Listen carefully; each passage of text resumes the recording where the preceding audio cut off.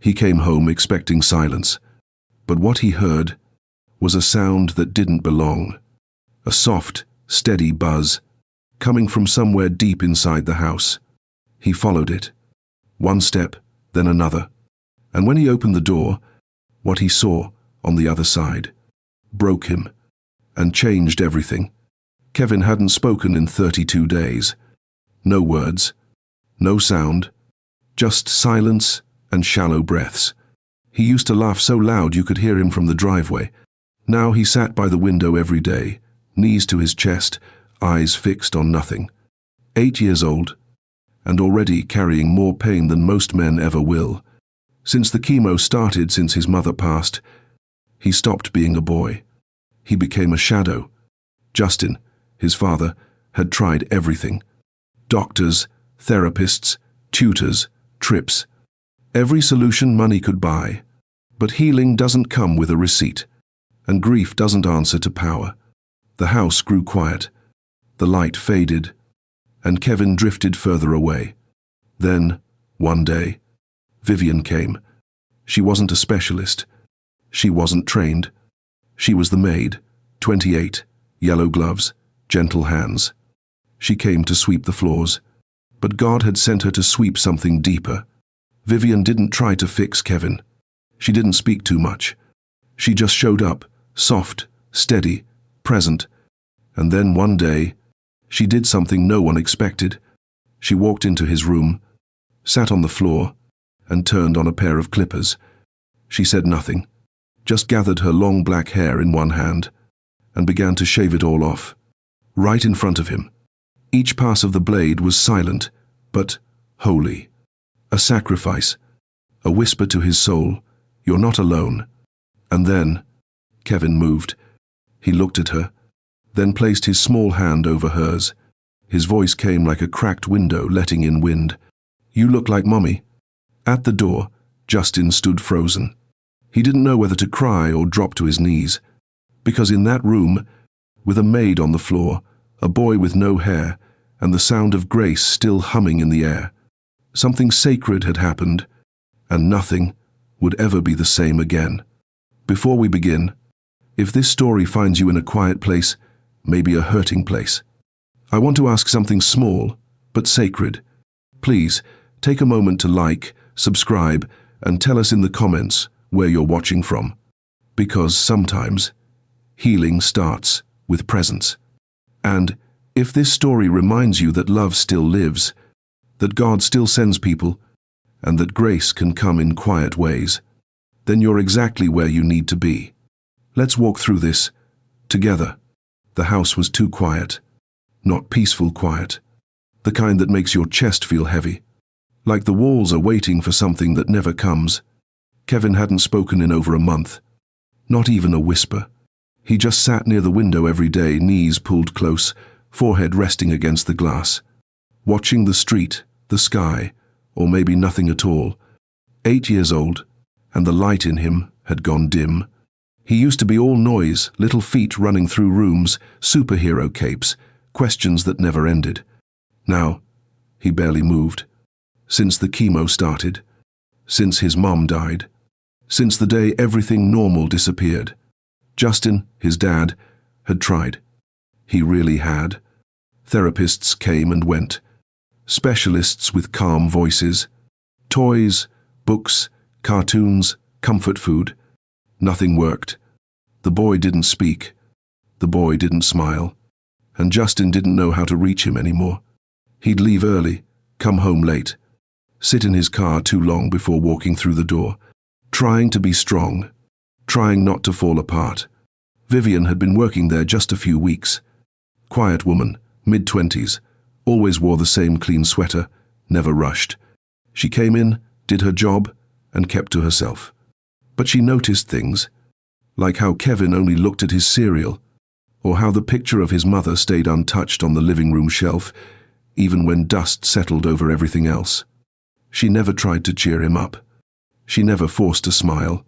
She just moved through the house like someone who understood pain doesn't like loud company.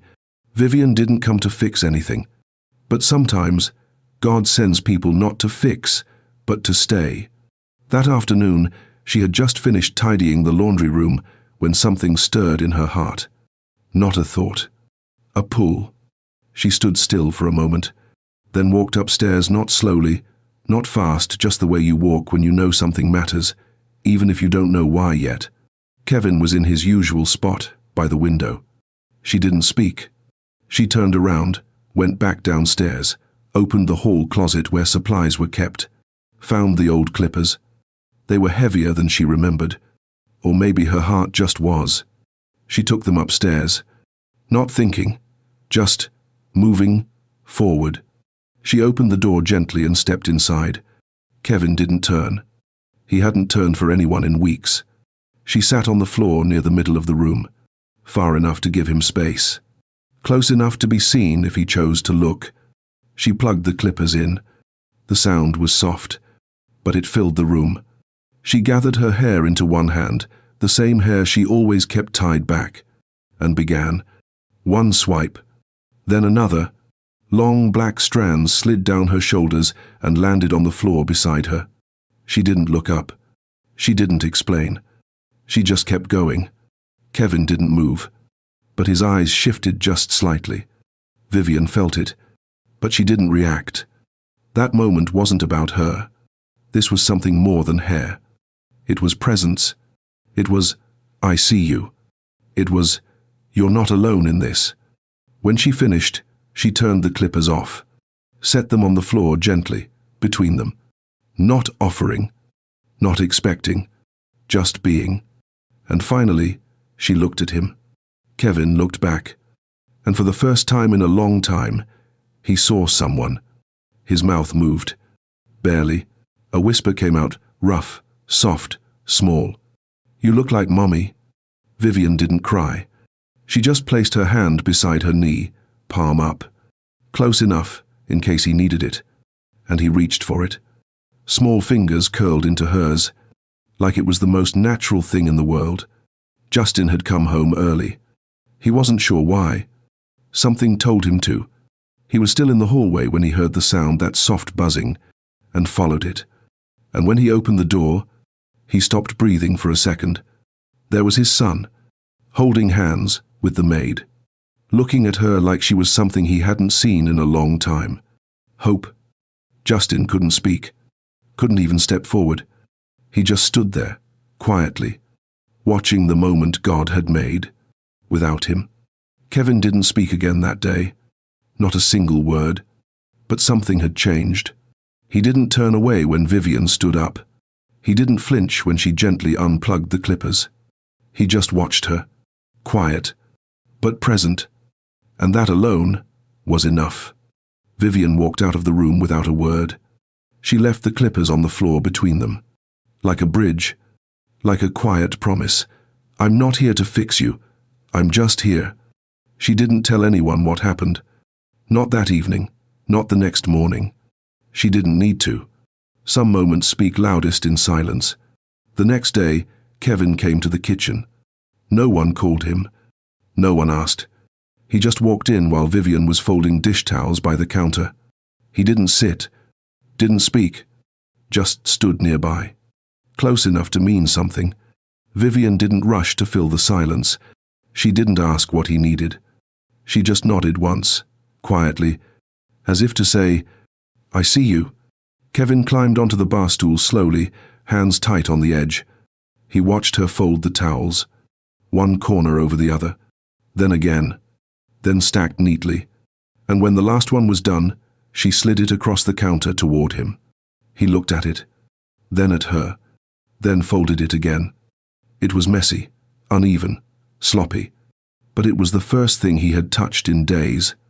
Vivian smiled, not big, not dramatic, just enough to let him know she noticed. That was it. No words, no applause, just a towel, folded twice. But in a house where silence had been the only language, that towel felt louder than thunder. Justin saw it from the hallway. He hadn't meant to. He just paused on his way to the study, and there they were. His son and the maid, standing in the kitchen, folding towels together like they had done it for years.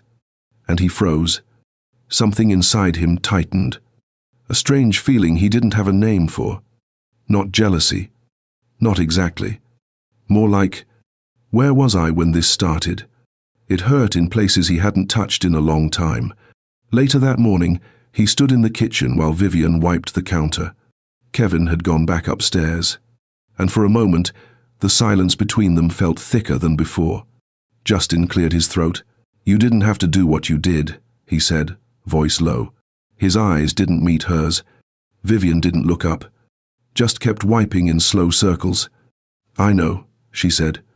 He waited, expecting more, but that was all she gave him. A simple answer. No apology. No defense. He stepped forward, crossing his arms. "You're a maid, not whatever this is." Vivian finally looked up.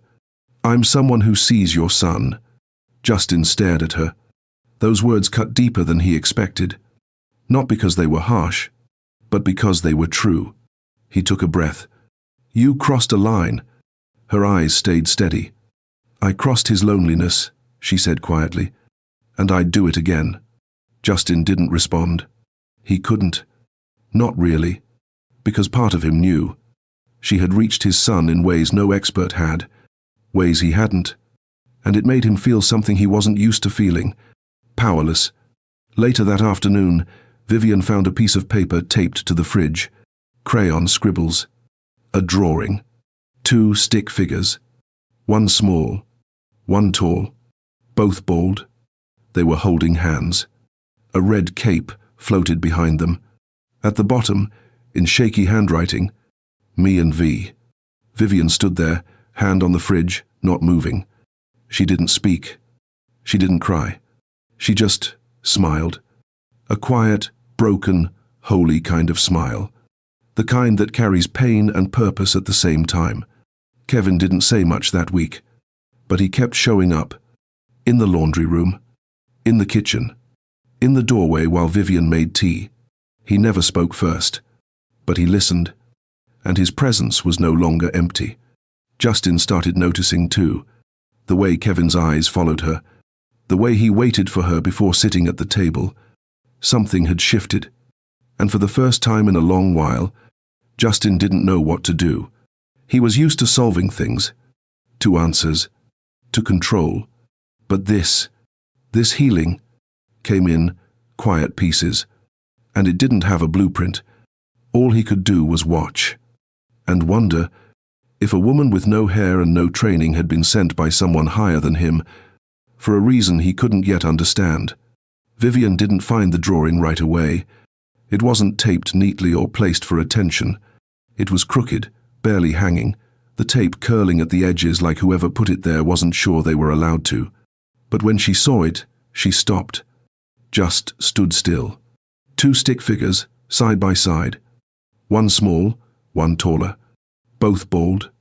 A red cape floated behind them. Underneath, written in orange crayon, just 2 words. Me plus V. Vivian stared at it, her chest tight, one hand still holding a damp towel from the sink. She didn't smile right away. Not because she wasn't moved, but because she was. Too much. This was more than a child's doodle. It was a message, one she'd never expected to receive. One she would never forget. She pressed the paper flat against the fridge with the palm of her hand, like she was trying to keep it from blowing away. Justin saw it that night. He walked into the kitchen to make coffee and stopped short. His eyes landed on the fridge, on the crayon lines, on the bald stick figures. He didn't say anything, just stared. The cup in his hand stayed empty. Vivian was at the sink, rinsing out a kettle. She didn't turn around, but she knew he'd seen it. She could feel the air change, the way it always does, right before something breaks open. Justin cleared his throat. That was him. Vivian nodded once. Justin stepped closer, eyes still on the paper. He hasn't picked up a crayon in months. Vivian didn't answer. Didn't need to. The drawing had already spoken. He looked at her, then really looked, and for the first time, he didn't see a maid. He saw a woman sitting quietly in the center of a storm, refusing to run. And it unsettled him, because he hadn't asked her to be that. And she hadn't asked for permission. 10 minutes later, they were in the kitchen alone. Kevin had gone back to his room.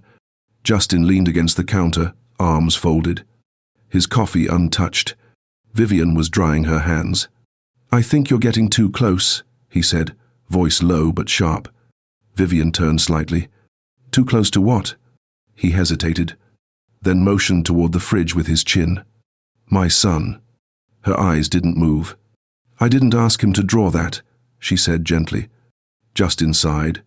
"Tired. Not angry, not yet, but something close. He's been through enough. He's confused. He doesn't need—" "He's not confused," she interrupted, her voice calm. "He's lonely." The room went quiet. Justin's jaw tightened. He had a mother. Now he doesn't. He's trying to fill that space, and I just think— He stopped. The sentence sat there, unfinished. Vivian dried her hands on a dish towel, folded it once. Then again. "I'm not trying to be his mother," she said. "I'm just not pretending he doesn't hurt." Justin looked away. "I'm doing what I can." "I know," she replied. He looked back at her then, eyes narrowed, unsure whether he was angry at her, or just at the fact that she was right. Vivian didn't press. She never did. She just stepped away from the sink, picked up the towel, and walked out of the room quiet as always. But her absence felt louder than her presence had. Later that night, Kevin wandered into the kitchen. Hairless, pale, pajama shirt tugged at the shoulder. He looked at the fridge. Still there. His eyes landed on the drawing. He smiled, small, soft, then reached for a magnet and pinned the corner that had come loose. Justin watched from the hallway. He hadn't meant to, but he couldn't stop looking at his son, at the care he gave to a piece of paper and tape, at the way his fingers lingered on the crayon cape. He felt something press against his chest, something uncomfortable, something holy. Not guilt. Not yet. But something close. He turned away before Kevin saw him, and for the first time in weeks, he didn't go back to his office. He sat down on the living room couch, hands folded, eyes closed, and he just sat, not thinking, not working, just letting the weight come. Vivian didn't speak about the drawing again. She didn't mention the conversation in the kitchen. She didn't bring it up to Kevin either. But every time she passed the fridge, she glanced at it. And every time she did, it reminded her. Sometimes the loudest miracles come in crooked pictures, taped by tiny hands. In houses no one thinks God still visits, but he does. Quietly, softly, always. Vivian wasn't sure why she made the tea that morning. Maybe it was instinct. Maybe it was prayer. Or maybe, after the drawing on the fridge and the conversation that followed, she just needed to remind herself that warmth could still be offered without words. She found the old box of chamomile tucked in the back of the pantry, the same kind she remembered seeing listed in Kevin's hospital comfort chart the day she started working here. She boiled the water slowly. No rush, no noise. The clink of a spoon in a ceramic mug. A drop of honey stirred in. One for her, one for him. She carried the tray upstairs like it was fragile, not because of the tea, but because of what it might carry. When she opened the door, Kevin was where he always was. At the window, back turned, body still. She didn't speak, just walked in and set the tray down gently on the rug between them. 2 mugs, nothing else. Vivian sat cross-legged on the floor, just far enough away to give him space. She picked up her own mug and took a slow sip, eyes not on him, but on the steam curling upward like a soft breath. Kevin glanced at the second mug. His hand didn't move, but she saw the flicker in his eyes, curiosity, or memory. Sometimes they looked the same. 5 minutes passed. She didn't count them. Time wasn't the point anymore. In the hallway, Justin passed the room. He didn't enter. He just stopped long enough to see them both sitting on the floor in quiet stillness. No cartoons, no toys, just tea, and something deeper in the air between them. He didn't stay long, didn't want to be seen watching. But part of him, the part that used to read bedtime stories and carry tiny sneakers to the door, wished he knew how to sit in a room like that again. Back inside, Kevin finally reached forward. Not quickly, not confidently, but enough. He wrapped his hands around the warm mug with slow fingers, lifting it to his lips the way someone picks up something precious. He didn't sip right away, just held it. Vivian didn't look at him. She just kept sipping from her own. She knew better than to chase the moment. It would come if it wanted to. And it did. Kevin took a sip, small, uncertain. Then another. Vivian exhaled, quietly. Not relief, not triumph, just presence. She looked at him then, not with a smile, but with something deeper. I see you. His eyes met hers. Barely, but fully. And for a few seconds, they stayed there in that silent exchange. No one spoke. No one needed to. Downstairs, Justin sat at the kitchen table, staring into his coffee. It had gone cold. He hadn't touched it. The drawing was still on the fridge behind him. He could feel it. Feel what it was doing to him. Making him question things. Making him remember things. The night his wife died, Kevin had curled into his side and cried so hard he'd shaken. Justin promised him then, "I'll be here. I'll take care of you. I won't let you go through this alone." But grief doesn't ask for permission before it steals your voice. And somewhere between business calls and specialists, Justin had stopped showing up the way he meant to. And now this woman, this stranger, was sitting on the floor drinking tea with his son.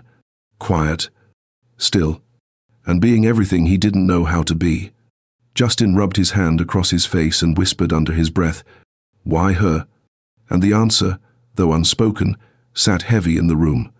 Because she stayed. Upstairs, Kevin placed the empty mug back on the tray. Vivian didn't move, just watched. He didn't speak. But as he set it down, their hands brushed. She didn't flinch. He didn't pull away. It was just a second, but sometimes 1 second is enough to rebuild something that's been broken. Vivian picked up the tray. No words. As she stood, Kevin looked up. His voice didn't come, but his eyes did. There was something in them, something trying to come back. And downstairs, a father sat in the quiet, trying to figure out how to find his way back, too. Kevin was humming. Soft, barely there. Vivian stood at the table folding laundry, not turning around, not reacting. But she heard it. She heard every broken note. Kevin sat at the other end of the living room, a crayon in one hand, a drawing half finished on the table in front of him. It wasn't a tune she recognized. Probably something he'd made up. Maybe something his mother used to hum. But it was music. And, in a house where silence had taken root like mold, that small sound felt like sunlight cracking through the blinds. Vivian didn't speak. She just folded another shirt slowly, reverently, like she was afraid any sudden movement might make the sound disappear. Justin heard it from the hallway. At first, he thought it was the TV, but there was no TV. Just his son, making a sound, a melody, a moment. Justin's eyes filled before he even stepped into the room, and when he saw them, Kevin coloring, Vivian folding, both of them alive in a way he hadn't seen in weeks, he stopped walking. His hand gripped the edge of the wall like he needed it to stay standing. It should have felt like hope, but it didn't. It felt like something else, like watching a life that had somehow gone on without him, and he didn't know what to do with that. That night, after Kevin went to bed, Justin walked into the kitchen and found Vivian rinsing out the teacups. He didn't waste time. "I need to talk to you." Vivian dried her hands, turned slowly. Her eyes were calm, not defensive, just waiting. Justin kept his voice low, but his words were tight, controlled. "This, whatever this is, it's getting too far." Vivian stayed still. "I understand you're trying to help," he continued, "but you're not family. You're not a therapist. You're not equipped for this." Her expression didn't change, but her eyes held him. Gentle, honest. "I'm not trying to be anything I'm not," she said quietly. "Then why is my son drawing you on the fridge like you belong here?" Silence stretched between them. Vivian stepped forward, just one step. "I didn't ask for that drawing.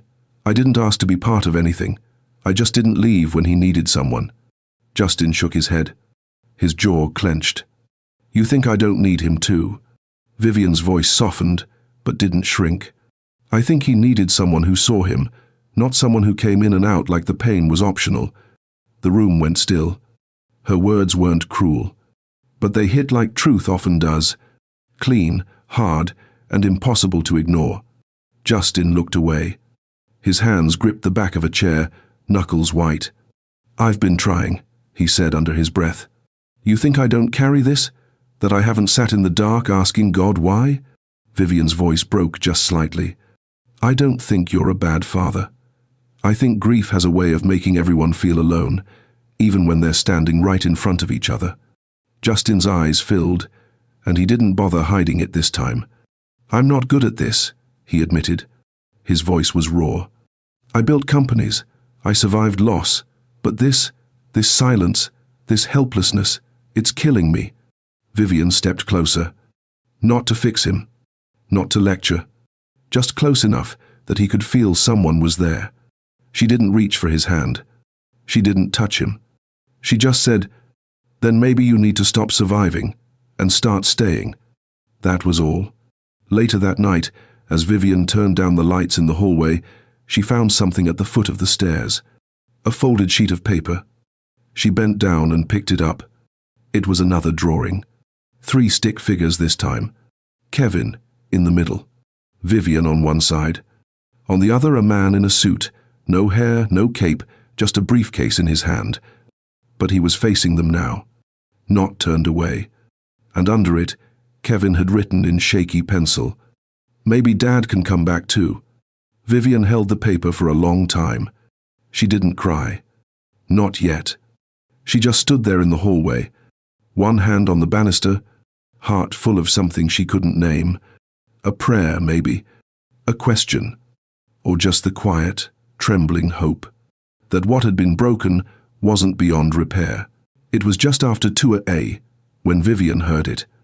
A faint rustling from upstairs, then a cough, then silence, then a sound no one sleeps through. A child trying not to cry. She was out of bed before the next breath. Kevin's room was dim when she entered. A small nightlight hummed against the far wall. He was curled on the bed, arms wrapped tight around his stomach, his breathing sharp and shallow. Vivian rushed to his side. He was burning up.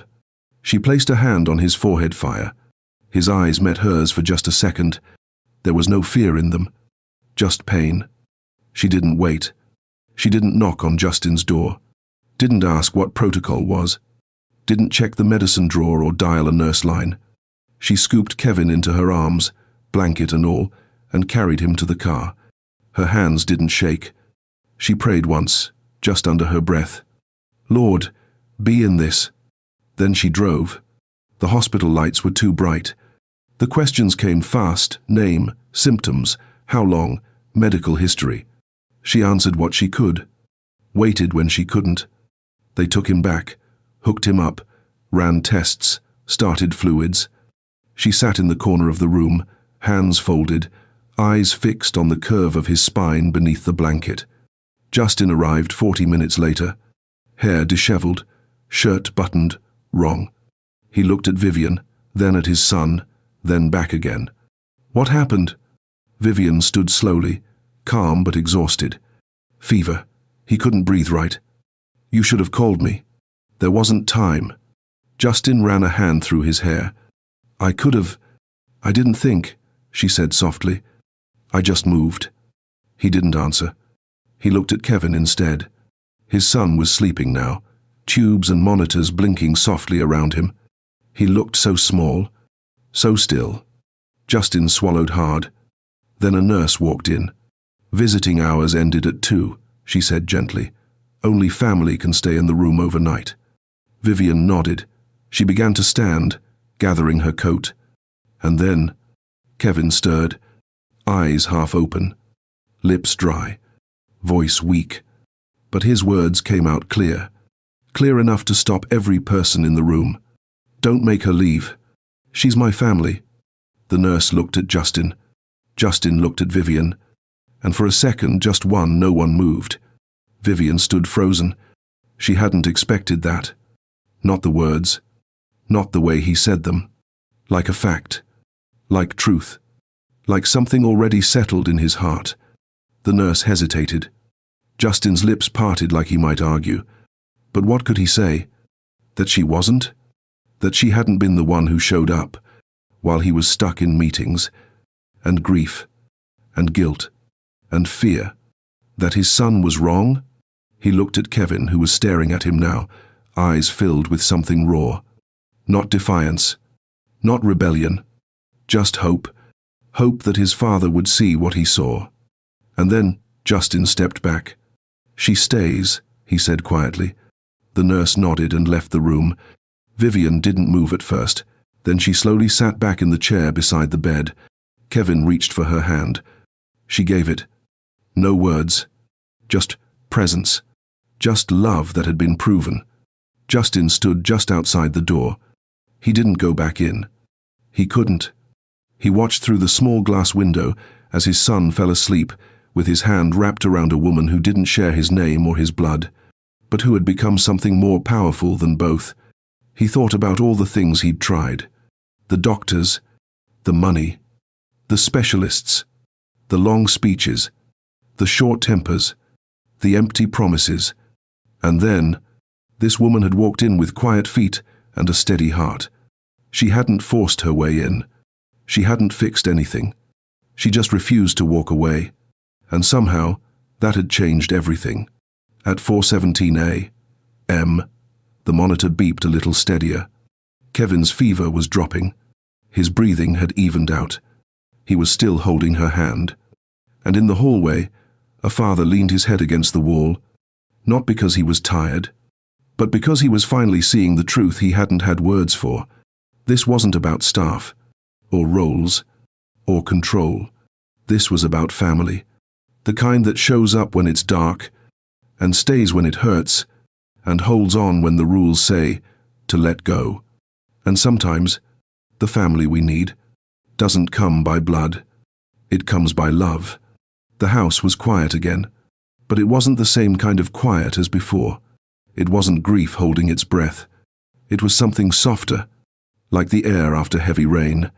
Still, damp, but clean. Kevin had been discharged that morning. Low fever, stable vitals. He was home now, resting. Vivian had helped him into bed, placed a glass of water on the nightstand, and turned the light down low. He was asleep within minutes. Still pale, still small, but calm. And for once, he looked like a boy at peace. Vivian didn't go to the kitchen after that. She didn't sweep the floors or check the laundry or do the usual things she filled her hours with. She went to her room, closed the door behind her, sat on the edge of the bed with her hands in her lap, and just sat. There was no need to move. No need to explain what had happened in that hospital room. It was already written in the space between them. He had called her family, and part of her had believed it. Justin stood in his office. The blinds were half drawn, the papers on his desk untouched. He stared at a photo on the shelf, his wife, smiling, holding Kevin when he was just a toddler. He remembered the way her arms had wrapped around their son like they knew something his arms hadn't learned yet. Safety, softness, staying. She had always known how to stay. He looked away, back down to the folder in his hands. Cream-colored, simple. His lawyer had sent it that morning, without questions. It held everything necessary. Emergency permissions, medical decisions, guardianship clauses, all the paperwork people only think about when the world feels too fragile to hold. He didn't know what made him do it. Maybe it was Kevin's voice. Maybe it was the look in Vivian's eyes. Maybe it was the way she didn't ask for anything and gave everything anyway. Or maybe it was just time. Time to stop pretending he could do this alone. Vivian heard the knock on her door just after noon. Gentle. 3 short taps. She opened it to find Justin standing there, one hand holding the folder, the other tucked awkwardly into his pocket. He didn't step inside. "I'm not here as your boss," he said quietly. Vivian nodded. Didn't speak. He handed her the folder. She took it carefully, as if it might break if she held it too tightly. She looked down at it. Then, back at him. "I don't want you here as staff anymore," Justin said. His voice wasn't firm. It wasn't polished. It was real, uneven, like he was still figuring out how to say something his heart had been carrying too long. "I want you here as family." Vivian blinked. Her breath caught. Not from shock, but from the way it settled in her chest, like something she'd known was coming but still wasn't ready to touch. "I don't need papers to stay," she whispered. "I know," he said, "but I need you to know it's safe to." The hallway fell quiet again. Justin took a slow step back. "I'll be downstairs." Vivian stood in the doorway long after he'd gone. She looked down at the folder, then opened it. Inside, everything was filled in. Her name, Kevin's name, signatures where they needed to be signed, lines drawn to give her space in the places that mattered most, hospitals, schools, decisions that came at 2 a.m., when no one else was awake. It was more than paper. It was trust. It was a father stepping aside long enough to say, "I see what you've done for my son, and for me." Vivian's hands trembled slightly. She sat on the bed, closed the folder, held it to her chest, and for the first time since she arrived in that house, she felt something she hadn't let herself believe in. Home. That evening, she returned to Kevin's room. He was still asleep. She sat in the chair beside his bed, the one she always ended up in, without being told, and took his hand, just to hold it. Not because he needed it in that moment, but because she did. He stirred slightly, opened one eye, and whispered, "Did you go anywhere?" She smiled. "No, sweetheart, I'm right here." He closed his eyes again, and didn't let go. The grass was dry beneath them, soft, tall in patches, the kind that swayed when the wind passed through. It had been Vivian's idea. Not a big trip, not a therapy session or a doctor's office or another appointment in a quiet waiting room. Just a hill, 10 minutes from the house. A place with nothing but space. And sky. Kevin sat in the middle of a worn picnic blanket, knees pulled up, cheeks still pale but full again, like something inside him had been fed slowly back to life. He clutched the string of a red kite in both hands. The wind pulled it high. Uneven at first, then steadier. The kite caught and rose like it had been waiting. Vivian sat beside him, her arms crossed gently over her lap. And Justin, he sat on the other side, still watching, still learning how to show up. But here, present, alive in the moment, in a way he hadn't been in a long time. Kevin laughed. Not loud, not forced, but real. His head tilted back slightly, his eyes squinting toward the sun. "It's not falling," he shouted. Vivian smiled. She didn't answer right away. She let the moment breathe. Then she placed her hand on her chest and said softly, "Neither are you." Justin turned his eyes toward her. He didn't speak either, but his hand moved slow, unsure across the blanket. He reached for hers. She looked down, then up at him. No surprise, no hesitation. She took it, and for a few minutes, they sat like that, watching a boy with no hair, a red kite, and a second chance dancing in the wind. Kevin ran up and down the hill as much as his body would let him. He got tired quick, but the laughter kept coming, like it had been waiting for permission to return. Justin stood eventually, took the string from his son's hands for a few minutes, let Kevin lean against him while the kite spun overhead. It wasn't perfect, but no one needed it to be. It was enough. Afterward, they sat together in the back of the car, Kevin in the middle, his head resting against Vivian's shoulder. His fingers still clutched the loose tail of the kite. Justin drove with the windows cracked, just slightly. The wind moved through, quiet and warm. Vivian looked down once and saw that Kevin had fallen asleep. His face relaxed. His mouth parted slightly. Safe. And something in her heart let go that day. Not completely, but enough to believe that maybe this family was no longer something borrowed, but something real. That night, the house didn't feel heavy. It didn't echo. It just felt full. Not with noise. Not even with conversation. Just with life. Vivian made tea. Justin cleaned up after dinner. Kevin drew another picture, this time on the floor with his legs stretched out. He didn't say what it was. Didn't explain. But when he finished, he handed it to Justin. And Justin's eyes softened. It was a picture of the hill. The kite. 3 people sitting on a blanket. 1 small stick figure. 2 taller ones. All of them smiling. He placed it on the fridge beside the others, and Kevin watched him do it. Like he'd been waiting to see if it would stay. Later, after Kevin had gone to bed, Vivian stepped outside for a moment. The air was cool. The stars quiet above. She sat on the back step, hands in her lap, eyes to the sky. Justin joined her after a while. He didn't speak, just sat beside her, close enough to feel her presence. They listened to the night for a while.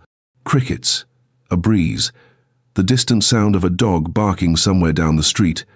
Justin leaned forward, elbows on his knees. "I've been scared," he said quietly. Vivian turned slightly.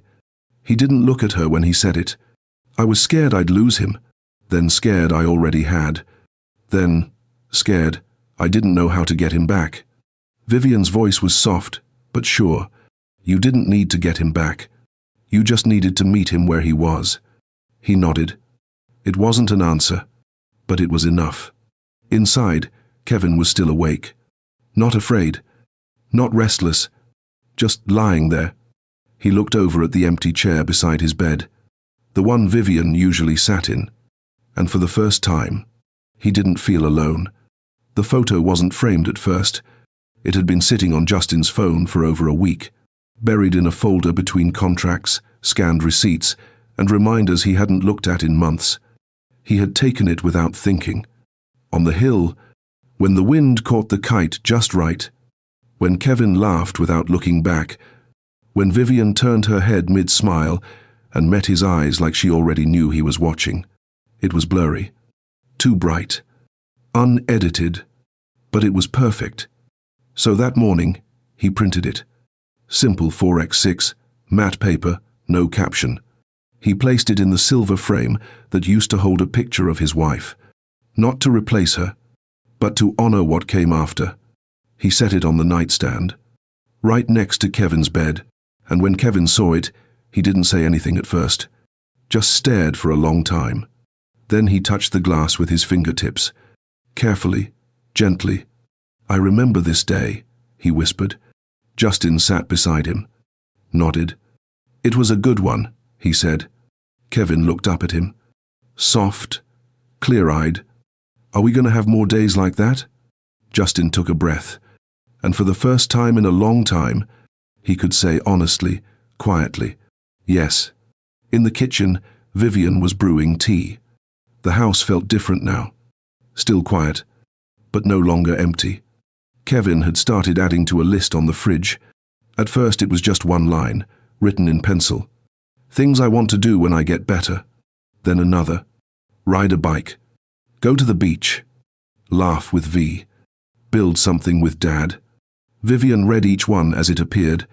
She never said anything, just let the list grow like a garden, and she made sure to keep the pencil near the fridge, just in case Kevin wanted to add more. That afternoon, Justin stepped out of his office and into the kitchen. Vivian was wiping down the counter. He held something in his hand, a small key, gold and worn. He placed it gently on the kitchen table. Vivian looked at it, then at him. Justin gave a small shrug. "I had it made last night." She didn't say anything. He kept his eyes on hers. "No more guest room, no more, when this is over. I meant what I said. I want you here, not just during the hard days." Vivian reached for the key slowly. Her fingers brushed his. "I'm not going anywhere," she said. Then, for the first time since this all began, he believed her. That night, Kevin helped Vivian tape a new drawing on the fridge. This one had 4 figures. Him, Vivian, Justin, and beside them, drawn with light blue crayon, was a stick figure with angel wings. He didn't label it. He didn't need to. Vivian placed her hand over her heart. Justin stood behind them, eyes damp but steady. No one spoke. They didn't have to. Before bed, Kevin added one more thing to the list. Keep her here forever. Vivian saw it later.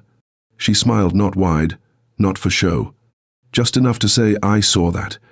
Then she placed her hand on the list, like she was pressing it into the moment, anchoring it.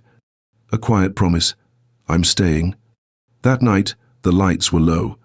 The tea was warm. The house didn't creak like it used to. Kevin had fallen asleep with his hand curled around the edge of the blanket, the way he used to hold his mother's scarf when he was small. Vivian checked on him once. Justin did too. They stood beside each other in the doorway, not saying anything, just watching a boy sleep safely. And for once, they weren't afraid of what tomorrow might bring. Downstairs, Justin sat on the couch with the same photo still in his hand. The one from the hill. He looked at the way the wind caught the kite, the way Vivian's shaved head glowed in the sun, the way Kevin's eyes had finally opened again. He whispered something, not to anyone in the room, but to the woman whose picture used to sit on the nightstand. I kept my promise, he said. I just didn't do it alone. He placed the photo back on the table, closed his eyes, and breathed in peace. In that house, grief never left completely, but it no longer ruled the rooms, because love had taken root. Quiet, steady, unshakable, not by blood, but by the kind of choice that stays when everything else walks away. And this time, nobody walked away.